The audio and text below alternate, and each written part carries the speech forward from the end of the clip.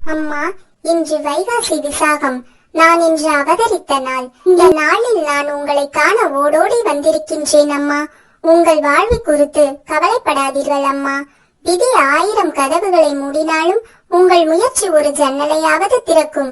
அதனால் நீங்கள் சதா கவலைப்பட்டு முடங்கி விடாதீர்கள் அம்மா.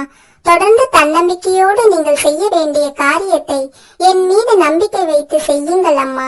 நடந்தவை பற்றி எண்ணி கவலை கொண்டிருந்தால் உனது நிகழ்காலம் வீணாக போகும், எதிர்காலம் கேள்விக்குறியாகும். நடந்தவற்றை உங்கள் அனுபவமாக எடுத்து வருங்காலத்தை சிறப்பாக மாற்றிக்கொள்ளுங்கள் அம்மா. நீங்கள் எடுத்து வைப்பது சிறிய அடியாக இருந்தாலும் எட்டுவது சிகரமாக மாறும். உங்களை காய்ந்து உதிர்ந்த இலை என்று நினைத்து ஒதுங்கினாலும் கவலைப்படாதீர்கள்.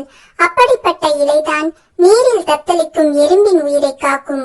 முடிந்ததையும் சரி, இழந்ததையும் சரி உன் நினைவில் கொண்டு வருந்தாதீர்கள் அம்மா. உடல் பலமுடன் இருக்க விரும்பினால் முதலில் மனதை வலிமையாக்குங்கள். மன தைரியத்தை இழந்துவிட்டால் மனிதன் எல்லாவற்றையும் இழந்து விடுகிறான்.